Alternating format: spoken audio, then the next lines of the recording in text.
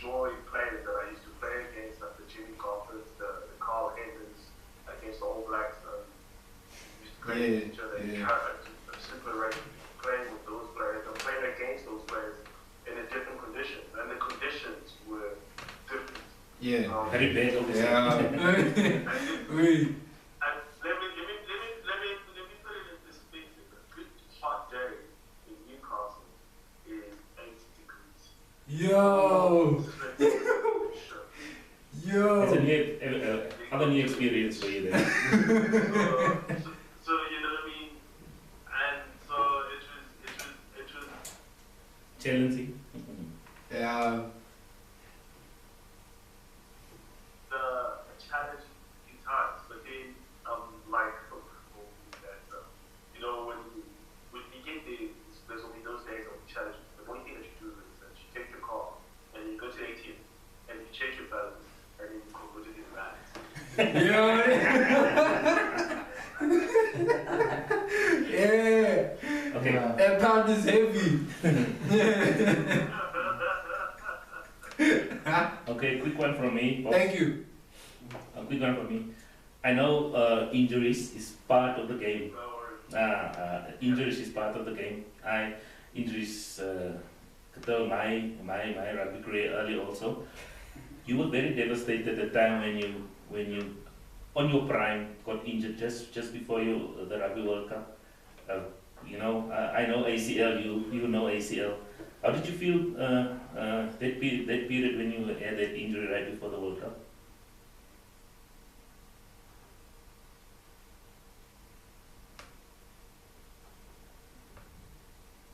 That's an important question. Are you there? Yes, we can hear you now. We went through.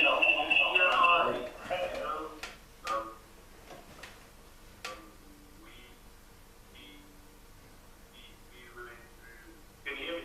Yes. So much work, the mental space I was in. I was ready to take on the world, and it was the toughest times of South African rugby because we had that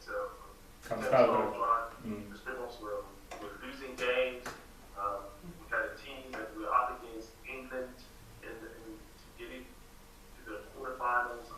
So, in my head, I worked myself into a position that, I'm not going to let this go, so that's a chance. And to tear my ACL in that Warm-up game.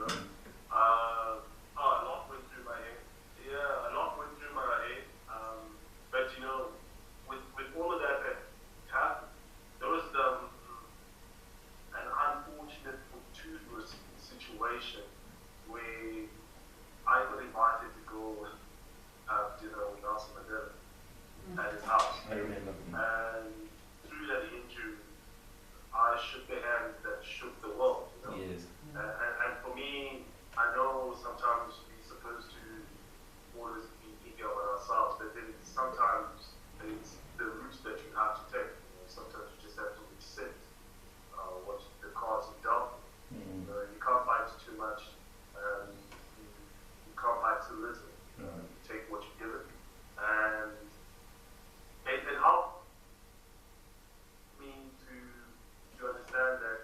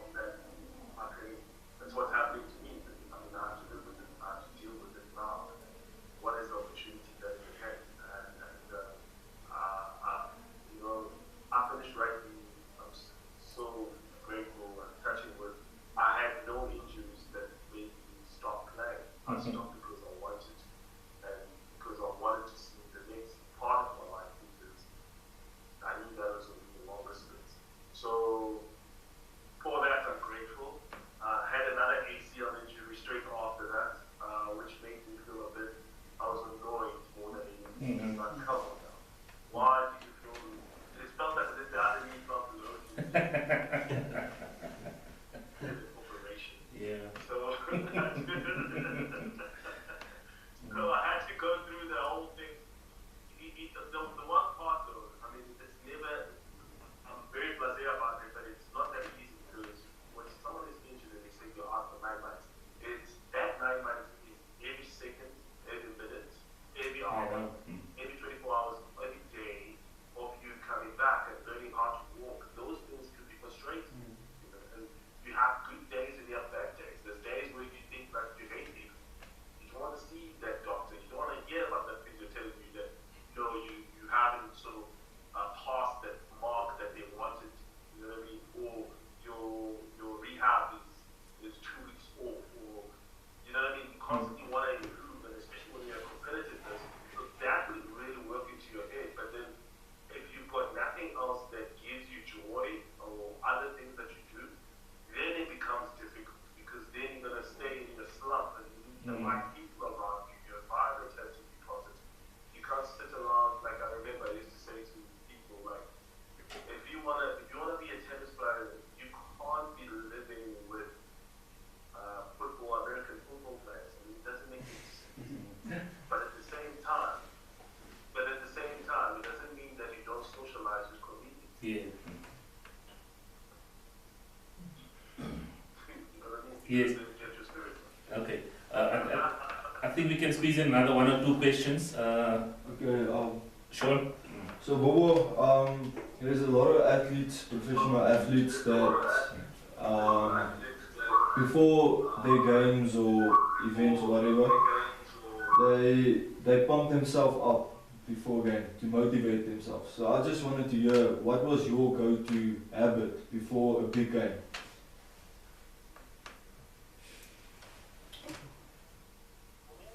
For me, I found preparation didn't start on that day. If it did start on that day, then I'll be out of my sorts. Yes. Because then I'll be hurried and rushing into it. So what I did was, I broke it down into the week. So Mondays and Tuesdays for me were my bread and butter days. This is where I had to make sure that my gym work, I get my PBs at that time, my personal base, which make sure that my gym is strong, make sure that my skill set is strong, make sure that my defense, I've worked on that. And then Tuesday was like attack, make sure that I know the detail, know my personal goals, so that after that I used the day off on Wednesdays, right? So maybe Tuesday night I'm going out with the boys, we have a few beers, relax, calm down, because you know what? I've put in the work. Yes. I know exactly what I need to do on the weekend, so that calms my nerves. Thursday will be our captain's run, so I'm ready for the captain's run. Then what I'm doing, I'm playing the game in my head before I go to the captain's run. Because imagination is part of it. You must see yourself. You mustn't be surprised when it happens in the game because you've been through it so many times in my head that it became part of who I am. It's just a situation, a scenario that I expected, and I knew this opportunity was going to give me. And then at the same time, what I tried to do was to make sure that I knew the game plan more than everyone else in the team. Because if I did that, then I knew where the ball was going, which meant that I would always be in the game. So then I can, when we do those plays, I'll come to scrum up and be like, yo, you must see, there's a bit of an opportunity here, you know, just look out for it. And then I'll be like, when we do that rehearsal again, I'll say, give it to me now, and then give it, and I'll say, you know, in the game when I call so that he's familiar with what I'm seeing and what is a possibility in those plays. So by Friday, I know before the night before the game, you're still nervous anyway because thinking about you sort of drift between before the game, in the game, everything. So your mind is really playing along and you're trying to see this and getting nervous, which gives you anxiety, which is hard to sleep. So I know that it will be useless for me to try and sleep. So if I have to stay up the whole night, I'll stay up there. I'm just trying to. I'm comfortable with the way that I know what I've done throughout the week. So before the games, mostly what I used to do, I used to go to the physio room and go and talk as much smack as I can talk. And Good lesson then. any scenario, I prevalent because list. that's how I used to get rid of the nerves, right? Because the more I get rid of the nerves, the more I can feel comfortable being uncomfortable. Alright? But then it comes across like as if I'm just joking around. But this is how nervous I am, that I joke around so that I can get this thing out of it, so I can loosen up the tension. Mm-hmm. And then before the game, I used to make sure that my warm-up is hard on my own. Because it doesn't matter if you've got a physio or someone who's studied for 20 years, they don't know what is tight at that time. Mm-hmm. So I took that responsibility to myself, so I get myself ready. And before I joined the team, I used to make sure that then I get the dog out of me, meaning that I'll do about 5 hits. This is when I'm just thinking, you know, I always felt that tackling people, forget that you've got 4 fists. It's your 2 hands and your shoulders. Mm. And if you can get your shoulder, you're getting a fist into a body. And if you can get that fist into a body and beat someone to be past you, you're going to blow them. So every time I'm seeing myself through, every hit I'm making sure if someone is holding it back, I have to give them a smack. You know, just to know that I know that he knows that I know. So after that, and then into the change, when you're coming out of the change, I just stay vocal. The one thing that, to me, speaking and making sure that communication and everyone knows what's going on, it's all staying present. I felt like if the team was running against us, it's disrespecting us. So I used to call them out. You know, like, yo, he can't do that against us. You know what I mean? Yeah. So that's how I mentally got myself into the game. That's how I prepared, which is a whole long 4 weeks to make sure that I don't get myself or find myself with a stone unturned. Okay. Thanks for that. Interesting. I think, Jordan, Oh, muted. Pops, as part of this project is we're gonna have to ask you if you know perhaps what dead ball is. It's a new thing in South Africa. Look, we were writing or have something as a school project, so we need to ask you a question on this specific because that was our project in class. So did you hear? Do you know what dead ball is?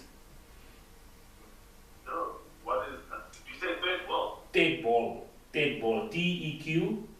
Oh, no, very much so. Stuart McConnell. Yeah. Yeah. I got a long way with Stuart. He's old one of us, right? Is it? Cape Town. Oh. Yeah, because it was. So I've done a lot of promotions for him. I love what tech is about. I think it's one of those underrated games.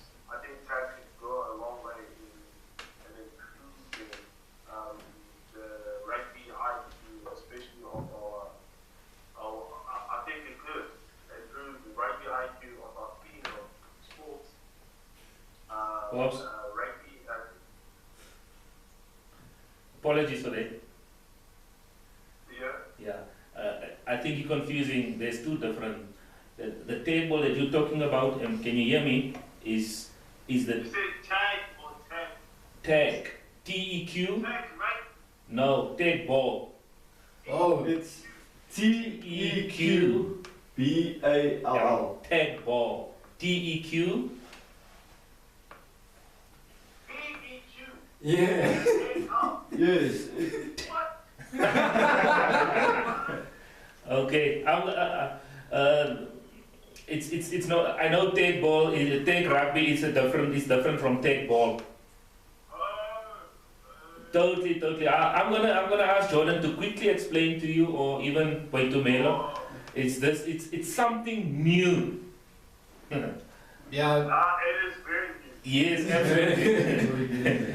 yeah. So tech ball is like it's like a mix of soccer and tennis. So what happens is like Table tennis, yeah. yeah, table tennis. So like there's a table tennis table, but like it's kind of like curved, and then there's a net, and then there's 2 players on each side, so there can be a team of 2 or like a team of 1. But It's basically like tennis. So when the ball is not allowed to touch the ground, it's only allowed to bounce once on the opposition side, and if the other player doesn't keep it off the ground, it's a point for the other person's team. And you kick it, Okay. Yeah. Okay. Can you only use your feet or we can use any? You can use your chest, shoulders, knees, not your hands though. You're not allowed to use your hands. Okay. I think now I see what you're talking about. Yeah. Yeah. You know, I'm talking about like, you know, you got that, you got volleyball, but then in Brazil they play a lot of the fully, like, No. Yeah. and now you take it back and you put it on the floor. Yes. Yeah. Yes. Like yes. on a table tennis table. Yeah. Yeah, you know. Yeah. Something new. Yeah. Yeah, we had there's a youngster. He's a president. We had a meeting with him, kind of almost an interview. You know, I'm working for council, so they were at one or two of our facilities at our programs, and they're promoting it. They're looking at introducing it into Olympics in the next few years. So it's, you know, it's a big phenomenon overseas, because you know your ex Ronaldinho, Neymar, all those guys, yeah. they play. So it's just part of our. Ibrahimovic. I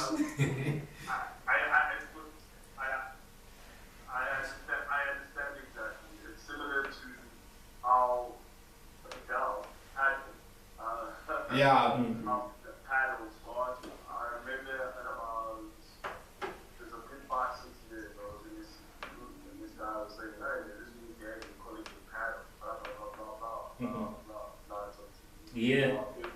Now everybody's doing it. Yeah. What I like about this game, do you need the ball to play it? Yes, I think. Yes. Yes, you do. Yeah. We used to play it, I think, without the board years ago. Yes, that's what I'm asking, because you think about sports, there's the level of entry, right? Yes. That means facilities, that means Equipment, equipment is always part of it. rules. I mean, you think about rules, laws, and all of those things. What is scoring? What is the points? And writing out all of that. And I mean, we got to show you to everybody all in good time. You see this thing, it's cool. Is it? Yeah. But I think because